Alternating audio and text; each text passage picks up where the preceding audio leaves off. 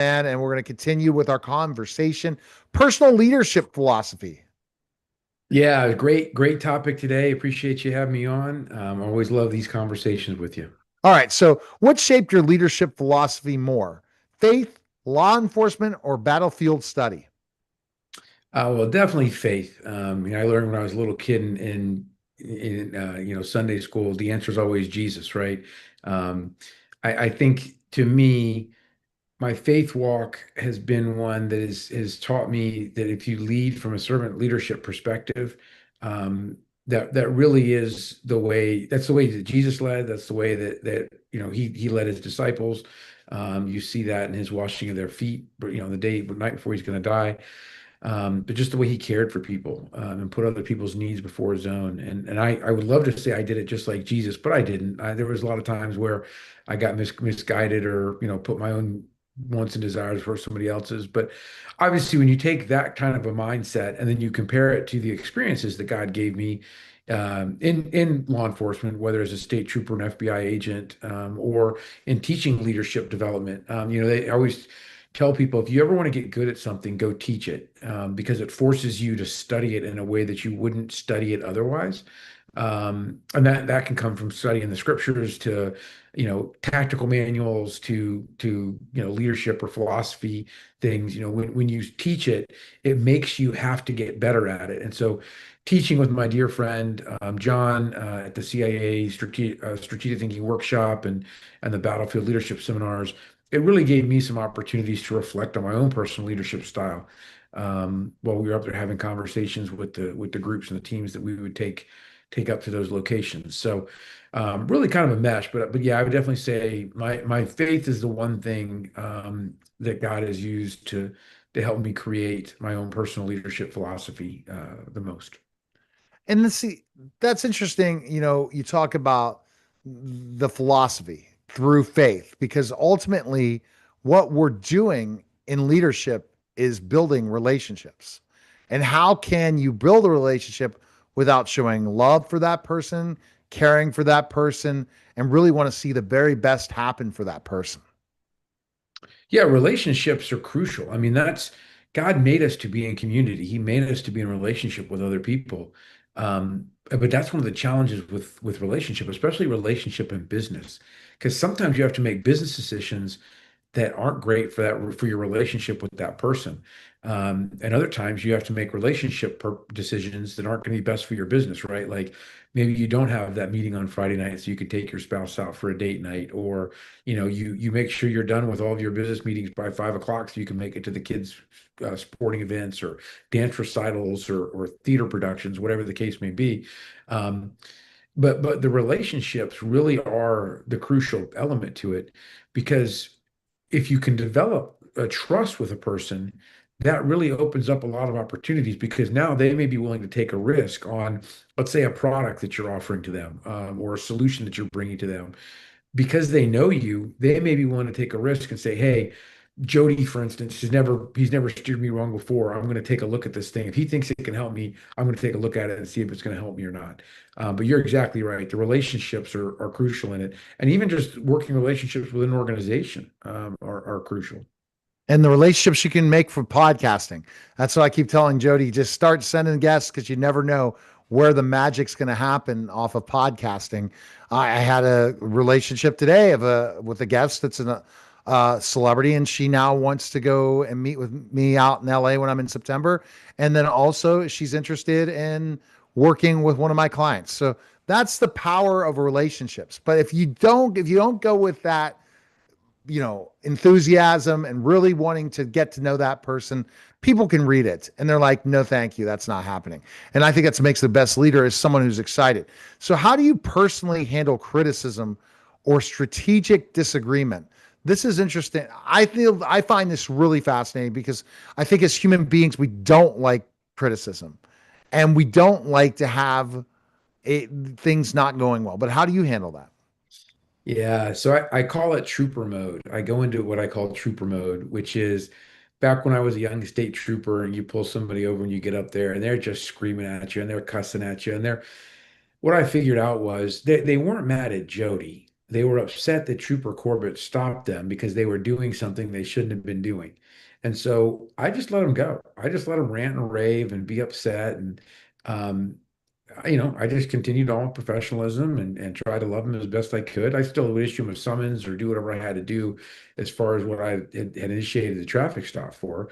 But I found this to be really helpful too when I went on to become a crisis negotiator with the FBI, because one of the things they talk about is don't make it personal. Don't let anything the person you're talking to be a personal attack against you. And so that skill set came in handy for me.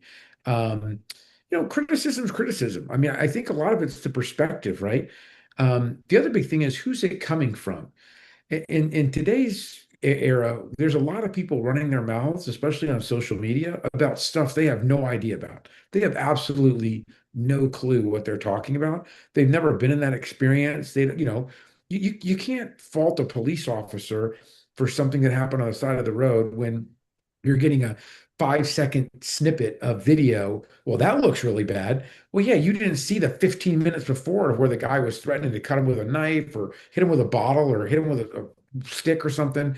And so I think to me, really who the criticism is coming from is important. Like if it's a subject matter expert, I definitely would put more weight into that than just some rando coming and yapping off about how they think something should go. And strategic disagreement, I love how you term that, because strategic disagreement, that's what strategic development is all about. It's about talking through different things, looking at things like unintended consequences and having a discussion of what could go wrong and how can we potentially lessen the opportunities of those things impacting us achieving our objectives. Using some of the other tools, strategic disagreement can come from everything from not understanding what your objectives are, what it is you're trying to do, maybe not understanding what the center of gravity of your organization is or what your mission set is. Um, because if you get your center of gravity wrong, your adversary can come and take that out pretty easily.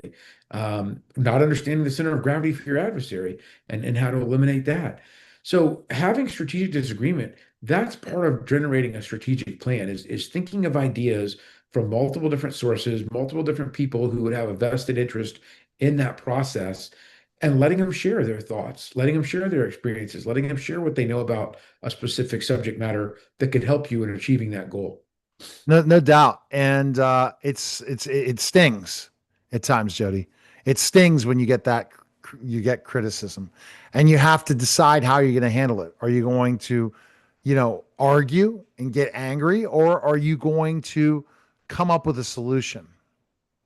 Well, it's And like that's failure. Failure is a great point to that, Neil. Like how you respond to failure says a lot, right? I think for most people, we've all had moments where we failed. I failed spectacularly a couple of times. But the thing is, you're still swinging for the fences. You're still try it because otherwise we become timid. We become so conservative, so cautious in our strategic thinking that we can't see the bigger picture. We never Mhm. get beyond that. And it can sting if you let it. If you say, "Okay, Lord, what just happened here? What did I just experience?" And be able to learn from that and grow from it. I think it's a much different takeaway. It definitely is. So, if you could give one piece of advice to the next generation of leaders, what would it be? Um, yeah, I would definitely say you have to know who you are. And I know you and I and Sherry did a podcast about that and understanding that we got one coming up here on identity. But know who you are. Know what your gift, skills, and talents are. Know what God has blessed you with. And having, obviously for me, having a relationship with Jesus Christ as my personal Lord and Savior, that's a big part of who I am. But knowing who you are, because I think sometimes, I would love to tell you I'm going to play in the NBA. Well, I'm like less than 5'9". I weigh 200 pounds. I'm like a little short, blocky guy. I'm not playing in the NBA. I may want to, I may really have a desire to, but I'm not going to be able to play in the NBA. You have to know what you're good at and stick to it. I think that's one of the things we find challenging in this world is we keep getting told work on the things you're not good at. And my argument would be no, forget those things. Take the things that you are good at, the things that God has gifted you with, and use those gifts, those skills and talents, and the areas you're weak in. Find somebody who's good at those things and build that relationship like you talked about earlier. Yeah, because find it. And that's the thing. And I think a lot of times we kind of get so caught up in the noise of what certain people are doing, we're not thinking about how we're growing and looking at these things. We compare ourselves to people way above us, and then we punish ourselves for not being there. Instead of what's going to take me to that next step as a leader? What's going to take me to that next thing? But we always have to be reminded from it. And the only way to do it is to really use meditation and prayer to kind of say, okay, let me get centered and focused again and say, let's just get this start again and begin again. Yes, some people might be performing better than me at this point, but is it because of my work? No, it's because of circumstances. Am I going to blame those circumstances? Absolutely not. I'm going to move forward and figure out the next thing. Yeah, I love how you said start over again. Because I think, God is a God of redemption. He can redeem, he can take broken things and make them new. He can bring beauty out of ashes. We see that in the scripture. And I think for us to be reminded that, hey, even though the situation I'm in is not great, there is a chance to rebuild and to start over. So I loved how you incorporated that. No doubt. So, your philosophy, when you go and say how I build this philosophy of leadership, you talked about many core values.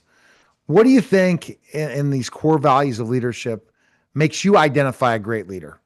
Not you as a leader, but other people as a leader. What defines them that drives you to say, this guy can really lead well? And I don't think leaders are somebody that don't have a team. You got to have a team. You could be a leader as a solopreneur, but it's a little different type of leader. I'm really focusing on those leaders that are leading big organizations, big situations. What things stand out to you? So I think a lot of people in their minds, they think about leadership and they think about the experiences I had in the state police or the FBI or the US military, where there's someone up there barking orders, telling people where to go, what to do, how to do it. That's how they view leadership. And my philosophy's always been, I want the person who can bring together people who can take the time out to develop personal relationships with folks to where they know that those individuals feel genuinely that they are loved and cared for.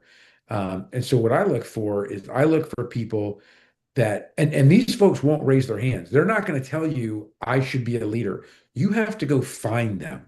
Like you have to look at your organization and you have to say, okay, one of the things I always like to do is um, make a list of 3 people in our organization who you could work for.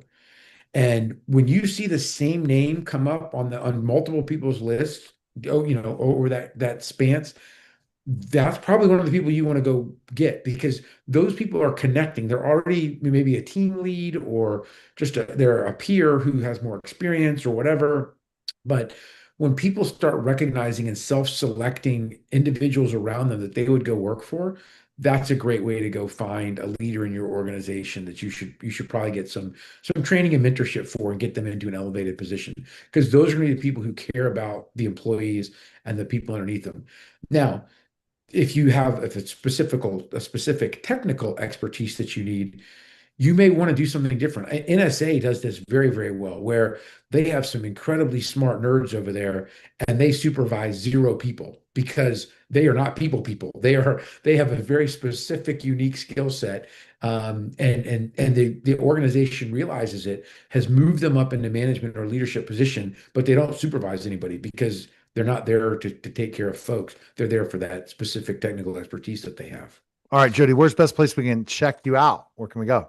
LinkedIn, my podcast, and my YouTube TV station you put up for me. YouTube, Jody Corbet. Check out Jesus and Ugly Jody, now available on Spotify and soon Apple. And yeah, definitely appreciate it, Jody. Thanks again.